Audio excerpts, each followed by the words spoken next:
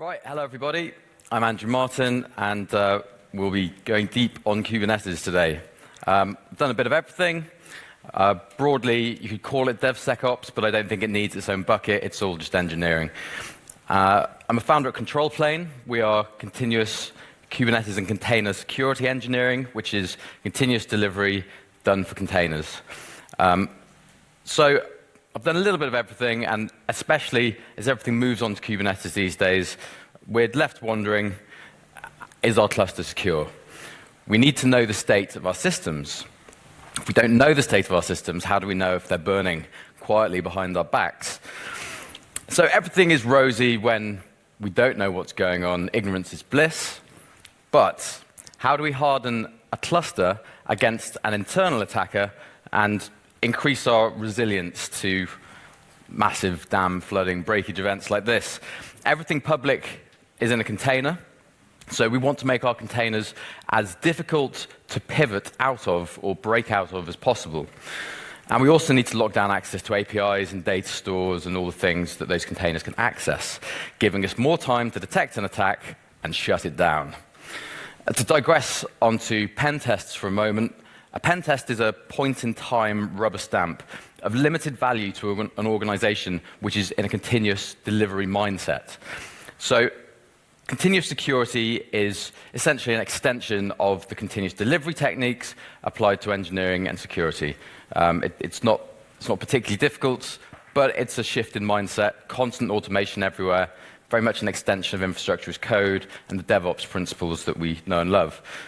So this will be a deep dive. If you don't know Kubernetes already, then this will, I hope it doesn't go too deep for you, but it will certainly give you some foundational knowledge of the security primitives that Kubernetes has in play. So the answer to this question, how secure is Kubernetes? Is it safe to run multi-tenanted for hard or soft multi-tenancy? Is it safe to run in a public cloud?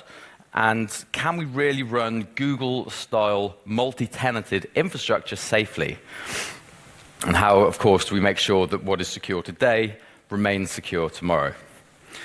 So what this talks about, we'll go through some common pawns, look how Kubernetes has been exploited over the past couple of years, look at hardening the control plane, so the minimum viable deployment, securing workloads and networks, so that's the unit of work being a pod and the networking in between them, both at the inter-container level and also the backplane and external dependencies. Once we've got through all that, then we'll be able to talk about hard and soft multi-tenancy approaches. So essentially the threat model being we've got internal actors and they're probably going to play nicely, but we don't want them to be able to accidentally delete other people's workspaces or namespaces in this case, and hard multi-tenancy where we're running untrusted code. And then finally, it ties all up quite nicely into continuous security. I hope you'll agree. So, some common pawns that Kubernetes has been subjected to over the last 2-3 years. This was the initial complaint. Essentially, the kubelet was accessible from within the pod networks, and that meant that a compromised pod could talk to the kubelet, and then you've essentially owned the cluster because most of those communications weren't encrypted by default. This guy basically became frustrated with the lack of response.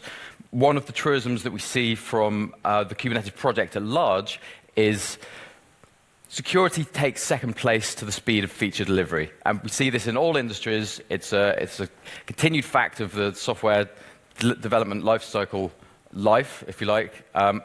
People need to ship features in order for their project to gain traction. Their project needs to be secure for it to gain traction, but those two are very firmly, oh, wonderful, I have an animation in GIF form to demonstrate the poor security cats attempting to keep up with the feature feline. Right, so another class of exploit here, RBAC, role-based access control, was not available up until version 1.6 of Kubernetes. At the point that landed, then a lot of Helm, for example, recommended just give default access to everybody, let them do anything, defeating the point of RBAC, of course. And one of the sort of dirty secrets hidden in the Kubernetes Git commit history is that every single pod gets a default service account token mounted into it that goes to sort of var run Kubernetes secret or something like this. And if you pull down the kube control binary into a pod that you've, say, just popped a reverse shell in, and you try and run Kubernetes API commands, it will look for that mounted secret first if you don't provide a kubeconfig file. So that essentially means that without RBAC, everything up to version 1.6 of Kubernetes has a built-in backdoor in every pod. I know, it's been fixed now, and we'll look at the ways that you can actually alter the privileges of that default service account. But again, this is one of the compromises the project made. It's hard to criticize that because obviously the traction's insane. It's the second most contributed to project on GitHub after the Linux kernel, which isn't technically on GitHub, but nevertheless has a presence there. So there's a video here from one of the founders of Capsulate demonstrating how trivial it is to exploit that. Jessie Frizzell, the queen of containers, worked at Docker, did a lot of work on Kubernetes, and is at Microsoft now, still very much involved, talking about securing applications with seccomp, the kernel security whitelisting extension.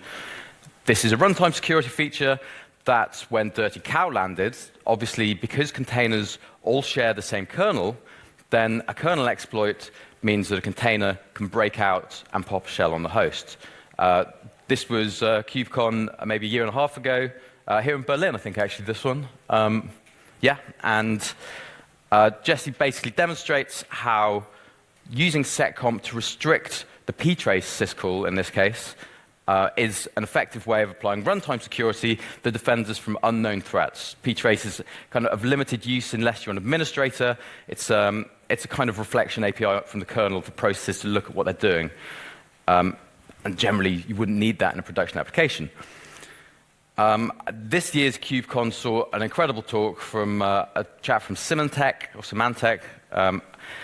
He essentially appraised all the vendor-supplied Kubernetes distributions and malevolently hacked them all in some way or another, reported back all his findings, and the vendors patched, so he disclosed, and then presented this talk, which goes into some detail about the intricacies of configuring a Kubernetes cluster. And this is one of the things that will become evident. If you don't have a threat model for your application and your workloads, then Kubernetes is probably fine for you, as long as you configure it correctly. The difference between a container and a VM, apart from the fact that one has a hypervisor and the other is just shared kernels with various namespace extensions, is you can't just turn a hypervisor off. Whereas if you run a Docker privilege container, that ignores all the namespaces, and you're essentially giving the same user permissions inside the container as the equivalent on the host, which, if you're root inside the container, has connotations. So yeah, there's some wonderful background in here. Helm itself, up until 2.3, had no TLS, so that meant that a client in a cluster could fire gRPC requests to Helm, deploy another pod, a privileged pod potentially, then again pop a shell, and you've rooted the node. It's relatively trivial to root a cluster after you've got one of the nodes, although you can protect yourself, and again, we'll go into more detail later. So Helm does provide the primitives to defend itself now. There are plenty of links strewn throughout this presentation. And the big kahuna, Tesla, the self-driving car manufacturer, were found essentially not only port forwarding the port from the dashboard, but also having no authentication on the dashboard, having full RBAC permissions for the dashboard user, so the server's account mounted into the dashboard pod, and finally, after those three heinous crimes, also forwarding that port to a public socket somewhere. So this company, Redlock, were able to just crawl the internet, find the dashboard, and they'd been beaten to it, of course, because people had then extracted the AWS keys and were mining Monero. And they're actually quite smart. The attackers used the cgroup functionality, which the kernel exposes through the runtime, which in this case is Docker, into Kubernetes, and they constrained the amount of basically time slicing that the CPU afforded, so it didn't increase the sort of background processing load of the cluster very much, and went undetected for quite some time. So, and then of course we've had one very recently. This is probably the biggest accidental flaw in Kubernetes. Basically, it turns out that you can drop a symlink onto a volume, and that symlink can then link to the Docker socket, and then you've broken the pod security model because you've got root access. Essentially, access to the Docker socket is essentially root on the host. And there's plenty of work coming to kind of abstract that away slightly. So we've got rootless builds very much in the throes of sort of launching as a thing. We've got rootless containers, which again, there's a hell of a lot of upstream work that gets pushed up into the kernel because there's an assumption with a lot of these syscalls that you are root. But anyway, all these things are changing. This was patched. It was kind of discovered in just before KubeCon in December, patched in about 2 months or so. Just another example of the expansive complexity of the system. And I hope these few slides is enough to convince you that there are so many moving parts that doing all these verifications and these configurations manually and then checking them manually is just an improbably large task for a team to manage. And these things must be automated. I mean, I'm sure I'm preaching to the choir. Right, so this is, and another post came up recently, which is actually the same complaint as the very first one, that the kubelet is accessible. This has now been patched. So, what is continuous security? It's just doing everything in an automated fashion, makes infrastructure as code, security as code. I hope, again, it's self-explanatory. And by extension, again, this is a continuous delivery talk repackaged in a different form, almost. I like to refer to this as meteor-proofing infrastructure. So a meteor slams down into one of the US East, like the Virginia region, which transits 70% of internet traffic. And what happens? Well, we've got everything declared in Terraform, we've got some configuration management, we're using immutable images that we've baked off, and we just retarget our region and deploy everything somewhere else. The questions of data retention and what window we accept for our data are the complex ones once everything is automated there. But as this mesmerizing GIF demonstrates, we can just keep on happily delivering ad infinitum. So let's get started on the control plane itself. I forgot to start a timer, so I'll just do that now.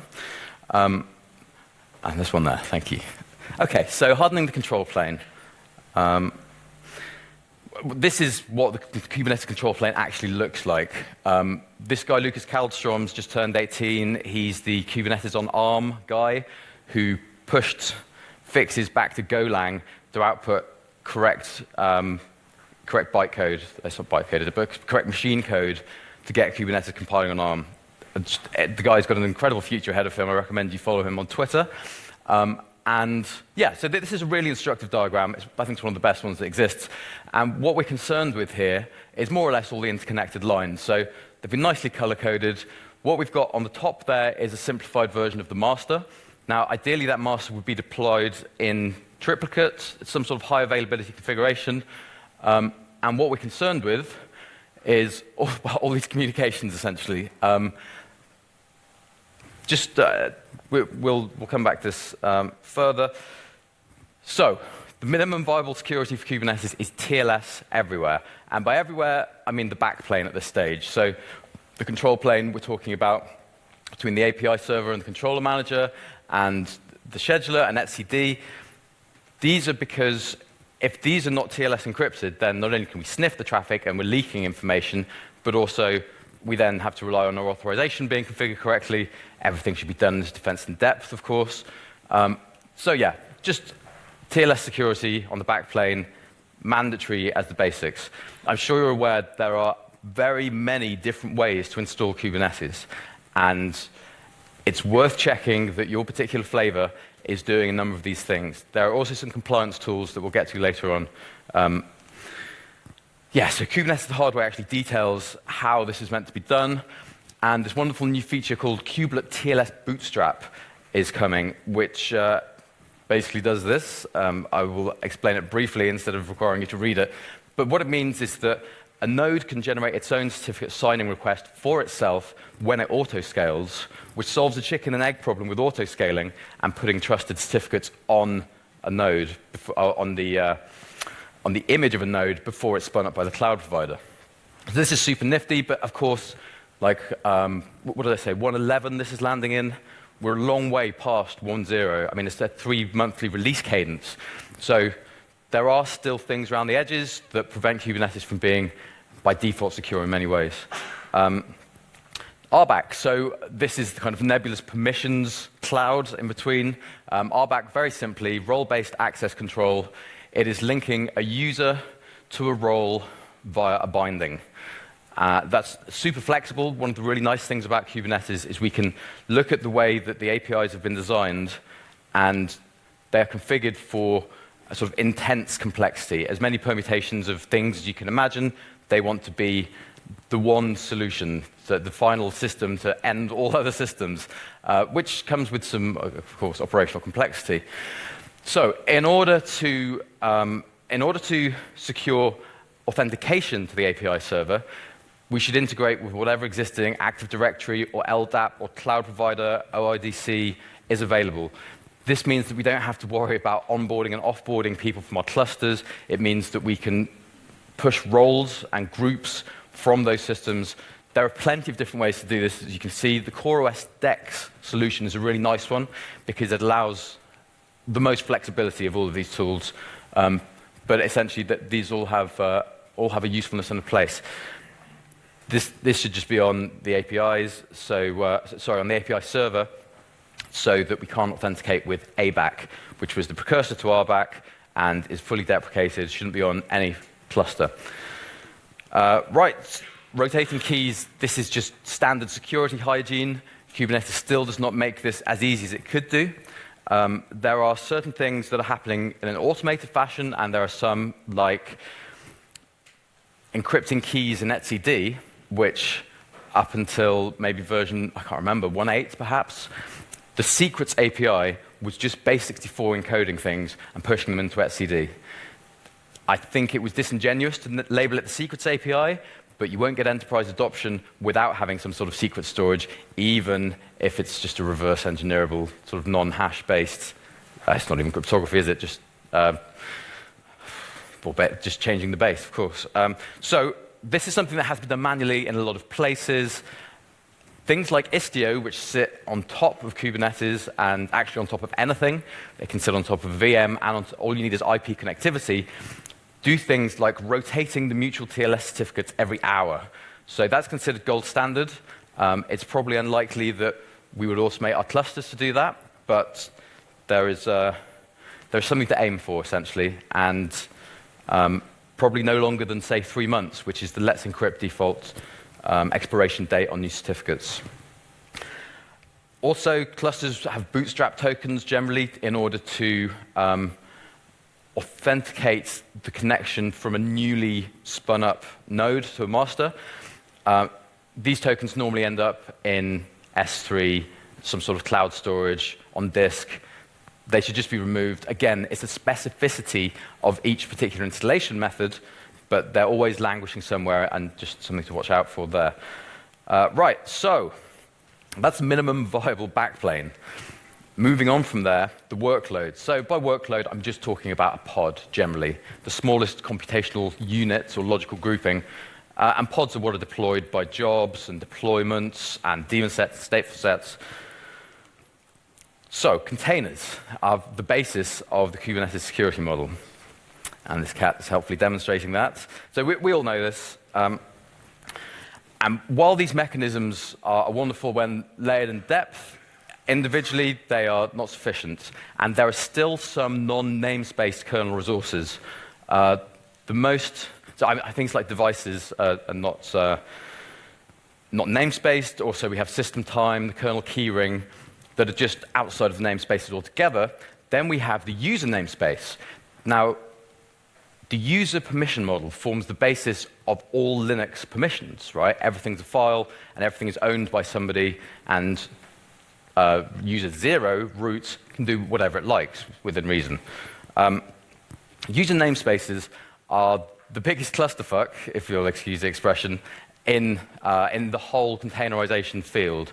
And that's because nobody wants to put the complexity of attaching the metadata of which user is doing a thing to their layer. The kernel can't really do it, or messed up its first attempt. The file systems don't want to do it because they think it adds latency to their synthetic benchmarks. Block device drivers, again, it's kernel, they don't really want to do it. So what we're waiting for are shift file systems that do this automatically, but we're still probably years away from this being a reality. So it's of paramount importance that workloads inside a pod do not run as the root user. And that is because the root user inside the container is mapped to the root user outside the container. And again, we're talking about defense in depth. If other things fail or are misconfigured or accidentally turned off, then that root user is a much easier route to escalation than a non-root user inside the container. Completely counterintuitive, but there we are. Bitnami have been doing a lot of work with their stock suite of container-based images to shift those all to non-root users. So we should be using these things. Another note, actually, the user namespace is available. You can run Docker with the with the user flag.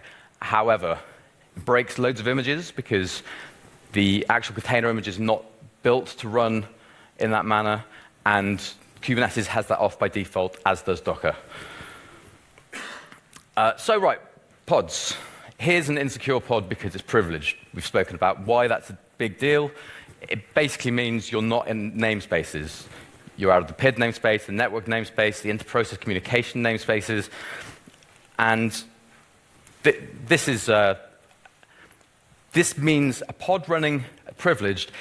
The only thing that the Docker or the container image is being used for is bundling and distribution. There is no security. It is just a convenient way of pushing tarballs around and then submitting it to a runtime to spin up that namespace. Other things we can do that are breaking this security model is running as root, adding capabilities such as K8s sysadmin. Again, it's a bucket for many other permissions, and we shouldn't be running it. Lack of RBAC, mounting host volumes. That's sharing the disk with the host. We don't want to do that, and actually that was the foundation of the symlink traversal attack that was just reported in 193, and sharing all these namespaces.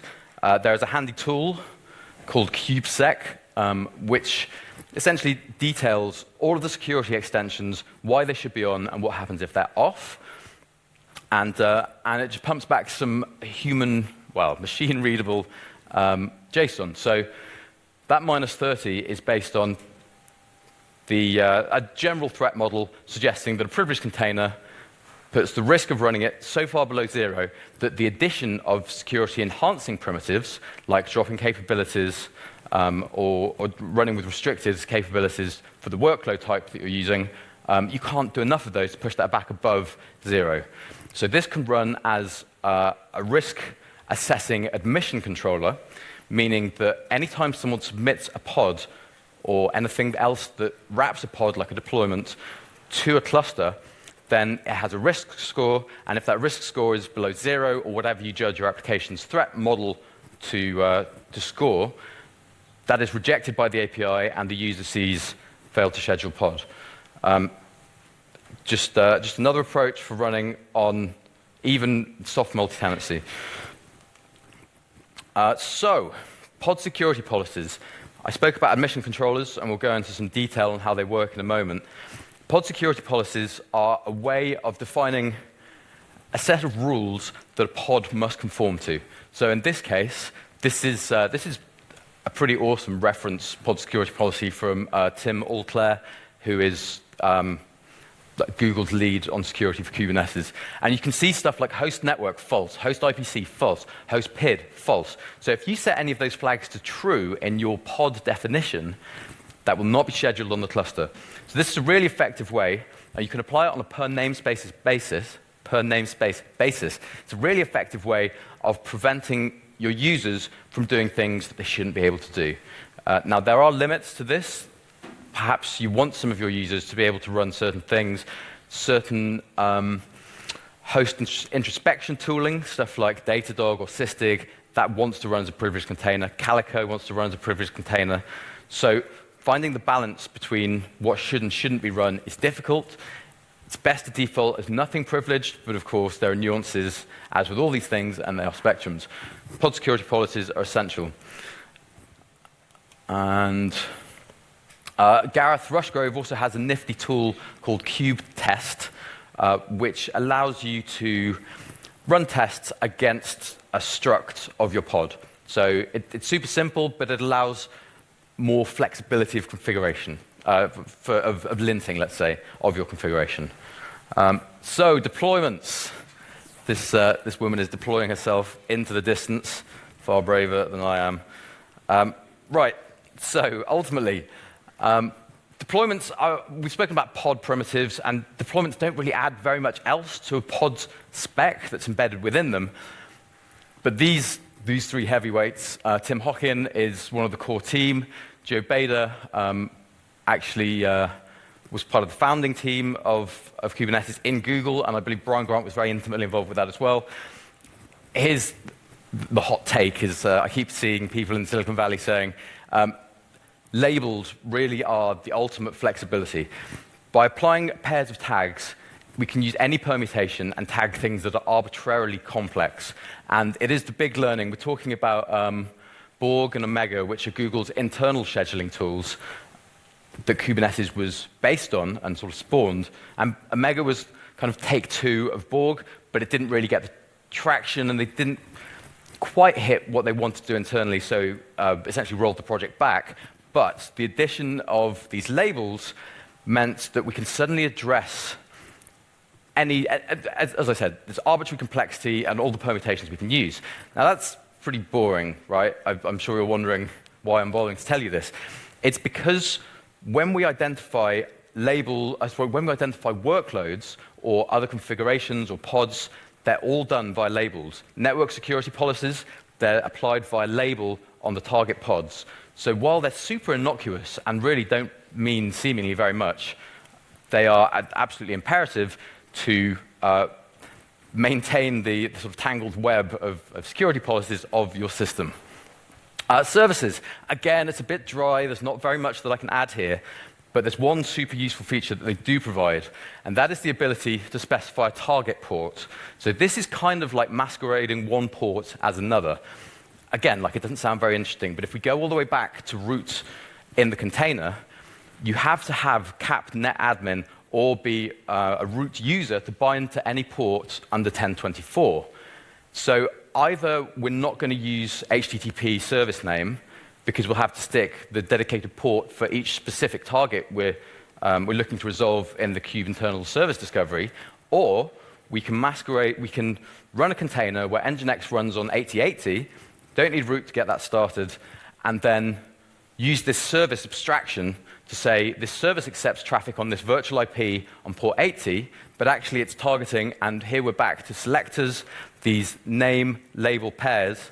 So we're selecting an application called MyApp, and we're using an arbitrary port, and that port would be 8080 for Nginx. So again, it's kind of innocuous, kind of dry, but super useful in terms of building out this end-to-end story of keeping Kubernetes credibly secure. Right, least privilege, service accounts. I mean, obviously least privilege is applied to everything we do as software developers and as operators. The service account was the route to escalation that I was speaking about earlier, because you have a default service account mounted into every pod, and when that service account had a cluster role binding that gave it RBAC, basically access to everything, we were in a very insecure place, and it was a bad day for multiple people. What we have now is the ability to customize that service account, and in fact creating a service account for every distinct role and sort of job that you want a pod to perform against the Kubernetes API. So it's just for internal scripting against the Kubernetes API, or coding against it. We now have that flexibility. We should absolutely use it. So moving on from there, we're now back into admission controllers. So admission controllers operate on the API server. And just as a brief reminder, the API server will receive a request, deal with it, if you like, and then put the output state into etcd. It doesn't action, it doesn't talk to the kubelets, it just sits there performing its logic and pushing structs into etcd, basically, bits of JSON. Now, that is then picked up by the controller manager, which is watching for these new events, and then pushed out into the cluster. So what we're dealing with here is actually just the persistence to etcd. Everything else happens sort of semi-magically, if you like, but very nicely decoupled.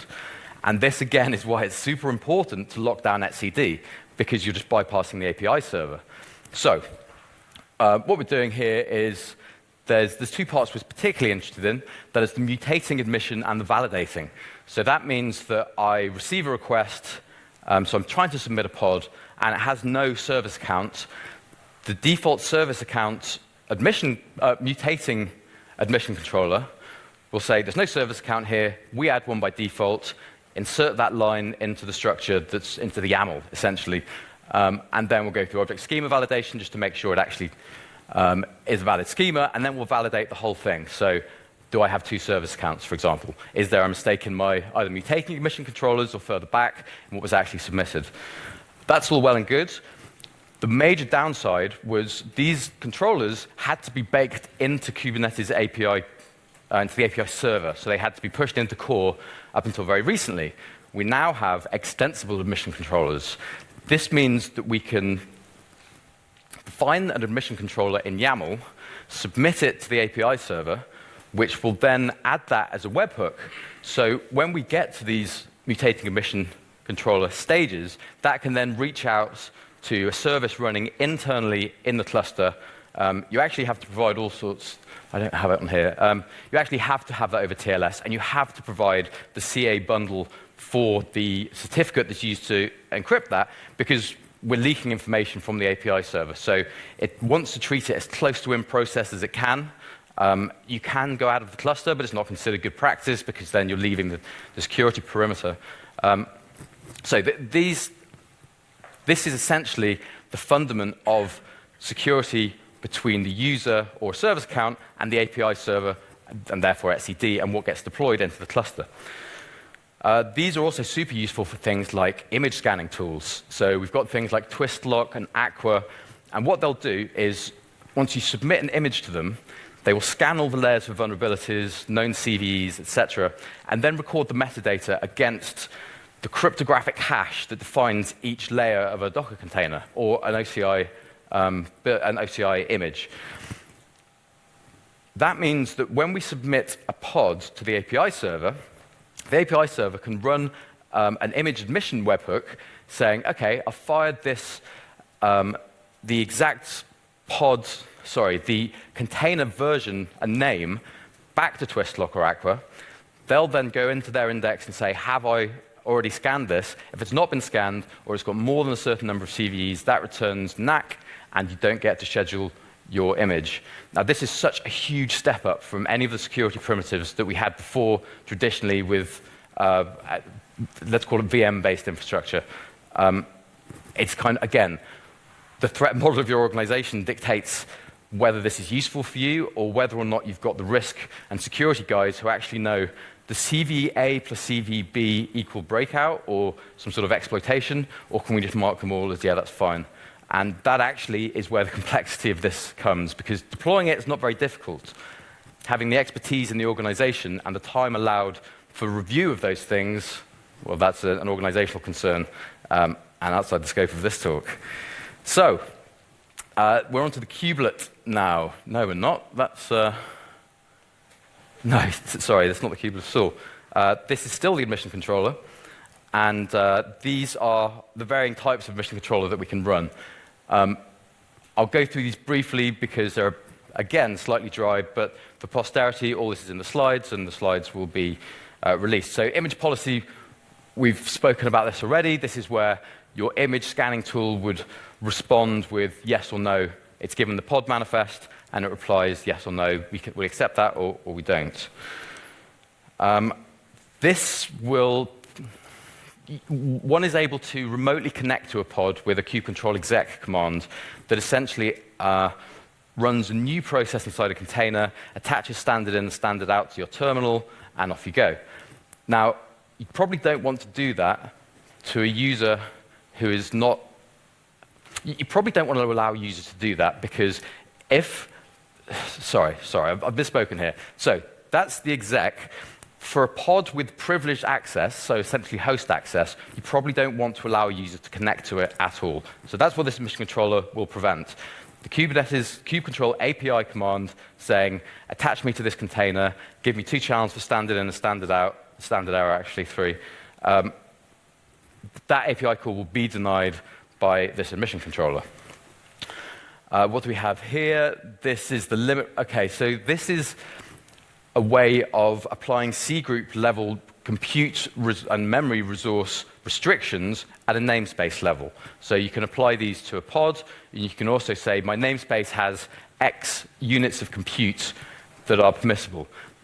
Again, this is all enforced with an admission controller in some way or another. If this is off, you don't get that functionality. And wonderfully, the API will not even tell you that you don't have that functionality. A lot of things are fail open. And here we have the resource quota. So the limit ranger and resource quota are operate in tandem, essentially. Node restriction is a really interesting one. This only permits a node to interact with the API for a pod that it has a provable reason to interact with. So if I'm running pod A, then I say to the API server, hi, yeah, I'd like to actually connect to this pod or get the secrets that are mounted into this pod. And the API server will say, fine, I can see that you're running a pod and you have a valid reason for requesting that secret. Here you go. Now, you have to combine this with the node authorizer plugin.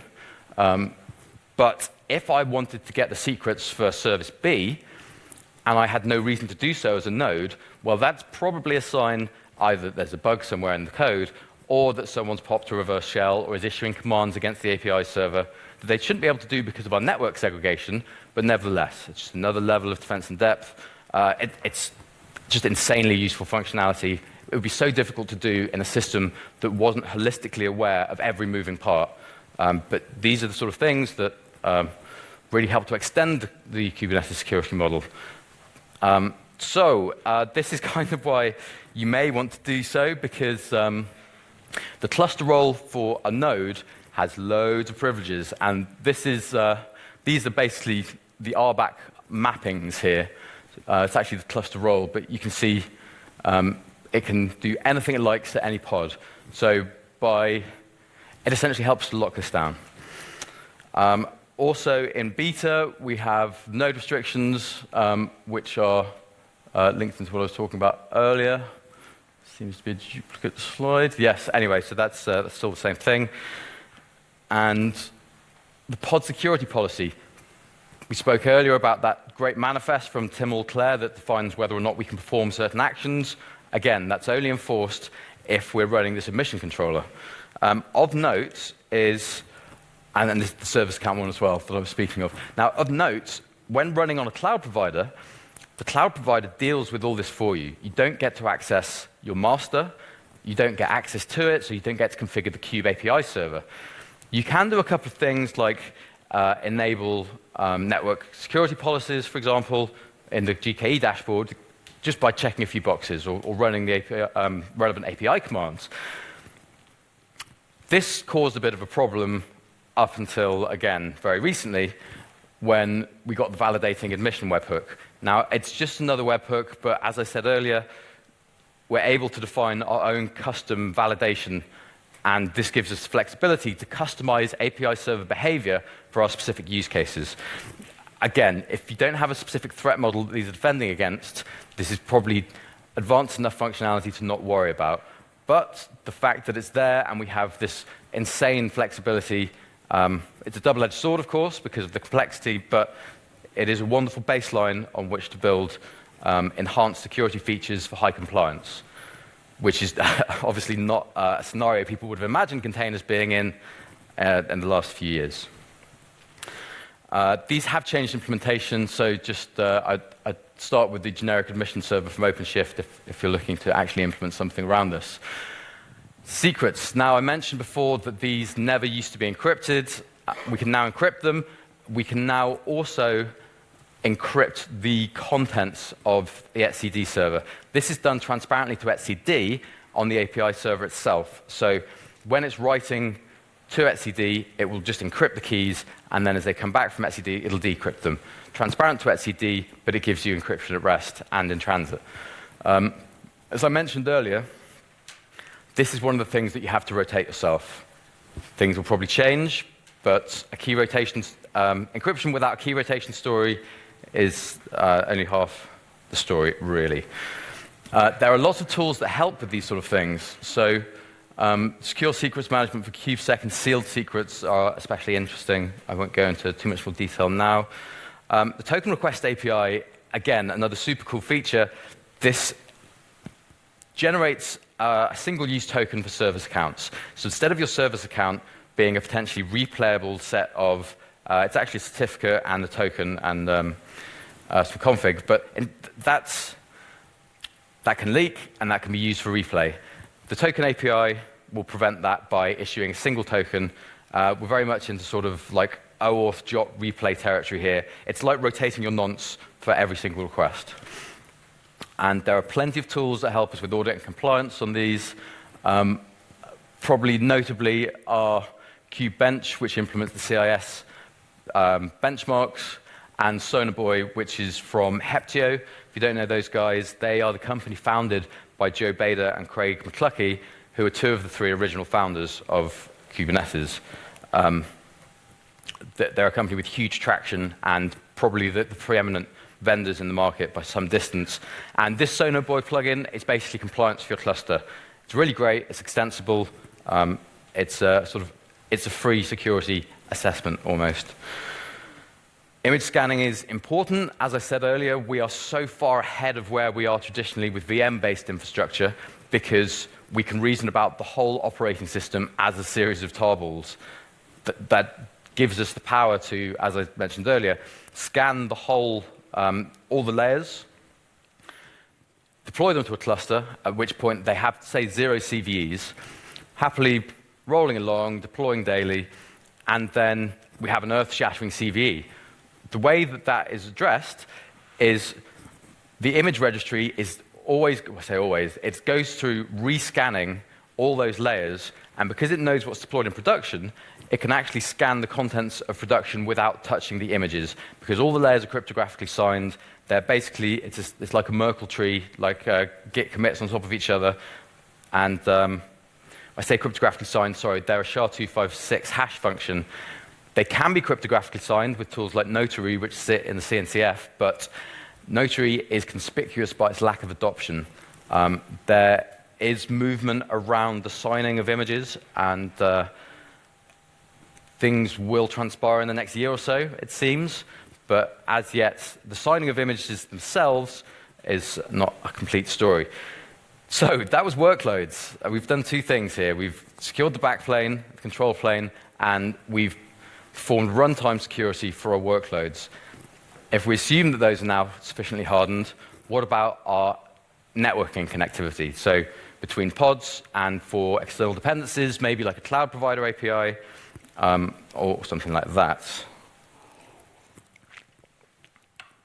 If you ever tried to debug Kubernetes networking, first of all, I feel your pain. It is a difficult and abstraction-laden problem. So what we have here is the life of a packet between two nodes. The pod here starts off going to kubedns and says, I've got the name of a service that I'd like to hit. Let's call it Andy's service. So I send that packet. It gets resolved. First of all, the DNS is resolved by generally a local kubedns instance, which is backed by the API server. That will round robin the DNS per node, not per pod, which is a slight anomaly, but nevertheless. And it will provide the IP of the target pod, which in this case is over here. So first of all, we go through the vEth bridge, the vEth interface that's connected to the network namespace in the pod. That is bridged to the container bridge interface, so we've got one set of IPs there. At this point, we get into CNI land, the container network interface. This is basically a very simple API, but it abstracts away everything from, sort of layer 2 networking. There are BGP implementations. There are straight-up layer 4 implementations. there are VETH, there are all sorts of other encapsulation. Basically, AWS now have a native one for their own software-defined network. Already, like the complexity at this point is beyond the scope of one man. It's huge because you can do anything. And all that Kubernetes really needs is IP networking. But there are so many different ways to do this. So the point here is that once the packet is in some way either encapsulated or otherwise sent over some copper or some actual physical wire back into the other end, de-encapsulated, and then finally it hits the container bridge, which is pushed across to the other VETH that's mounted into the network namespace of the target pod, and the target pod receives the request. Now, I'm sure you can appreciate the complexity there. These are some of the container network interface plugins that, in addition to guaranteeing the transit of your packets from one container to another, will also give you the network policy extension. Now, this is, again, a game changer. Traditionally, we have IP used as a form of identity. In data center workloads, even in VMs, we assume that something sitting on an IP not only owns that IP, but also is what it used to be and will continue to be in the future. And we configure our firewalls to be, well, stateful or otherwise, in this way. With containers, the IP assigned to the pod will change every time a new pod is started. There is no link between them. The only actual link is the MAC address that's generated from the pod, from the IP. Those two are linked and will always be the same. But again, there's no guarantees that what is in the pod is reflective of what was on the IP previously. With Kubernetes having this holistic top-down view of everything in the cluster, then we can apply network policy based on, I may have just jumped ahead of myself slightly. So the policy is applied by the agent on the host, is the only thing really to add there. But yeah, here we go. So network policies are applied by label, and this is the important part. And the pod selector here, bizarrely, this is one of the strangest API decisions. An empty pod selector is a glob. It's a global, it's an asterisk, basically. I think this is ridiculous, but who am I to judge? I probably would have made significantly worse API decisions. So what this means is for every pod that matches this selector, which is everything, we deny it any rights to do anything. It can't communicate on the network. So this default deny position means that we start to add whitelist exclusions for pods that we know must intercommunicate, but they can only do that one thing. Now, this level of dynamic networking is just above and beyond. I'm conscious that I've still got quite a lot of slides, and we'll probably have to go a little bit more quickly through some of them. So namespaces, they don't work for DNS because the DNS resolution may respond with different IPs every time. So there's a constraint there. If you want to proxy to an external service, you'll need to put squid on the perimeter of your namespace. So that's all very nice. Can we do anything better? It is the year of the service mesh, as I'm sure you've heard. Istio does insane things. I had the privilege of speaking with two of the team yesterday, including the product owner. Version 0.8 is very close to, 0.7 is very close to landing. 0.8 will be a long-term support release, which should land in about 5 weeks, and version 1.0 should land sometime after KubeCon. Those are an indication by the core team that the core APIs, the core of Istio, much like Kubernetes, is stable, but the APIs, again in the same way as Kubernetes, are marked as alpha, beta, whatever. So we'll have a stable core, unstable APIs, but enough base functionality to build upon. Super exciting. Istio will probably eat the world in the same way Kubernetes has. It will be GA in GKE as well.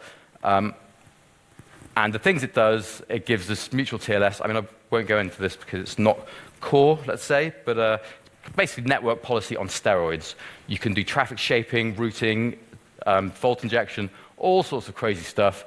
But the automatic mutual TLS between services is just an insane feature. It's based on something called SPIFFE, which is Secure Production Infrastructure for Everybody, and that uses node and workload attestation to fill in the SAN details for an X509 key that then forms your cryptographic identity, and then everything on the network is encrypted. This just pushes so much application complexity out of the microservices, out of our like Hystrix style, lump everything in. Actually, we can't write heterogeneous microservices because we need conformity in our networking APIs and our circuit breaking and our TLS. If it all gets pushed into something, into a service mesh, all those concerns are lifted from the application developer, and the network can be secured without application concerns. I'm more excited about that than I'm probably showing right now. It's truly a revolution. Starting with the default deny for network testing, this is another tool that Control Plane have written to do basically wrap up Nmap and run it aggressively parallelized. So it will SSH onto a Kubernetes node, spin up a container running Nmap, attach to the network namespace of that container, and then make outbound requests to validate the network policies. This is like unit testing for network policies. I am conscious that I have still another 20 or so slides. There's so much to go into here. I'll just zoom through them quickly. Dynamic firewalls are wonderful. A little recap. Very nicely done, sir. Now we've done all these things, we can talk about multi-tenancy. This is, again, I'm happy to talk more on Twitter or personally afterwards. I'll be here this evening. But there is plenty more you can do. Those primitives are very important, and obviously not everyone needs any sort of hard multi-tenancy. Cloud metadata APIs, likely source of leakage, and soft multi-tenancy. There are new options coming that mean we can run VMs instead of containers in Kubernetes. Again, this is insane. We can also back off anything behind them with something called the virtual kubelet. We could attach a supercomputer to Kubernetes as long as it conforms to the API. So much crazy stuff happening here. Dan Walsh called this. We'll be running heterogeneous workloads with containers and VMs in the future. Run IDS on everything, as this cat proves. There's vendors who do this. RBAC is important. Audit logs are a great extra feature that are necessary. You can generate RBAC from audit logs with certain tools. This rootless emoji builder from Alexis RI, again, a young guy who's patched loads of stuff into the kernel, really worth following, another genius in the making, and we should be doing this in a continuously secure manner, again, as the cat is helping me to demonstrate. Don't get caught out. Be proactive and preempt what is coming. I'm sorry I went on for so long. Thank you very much. That's all I've got.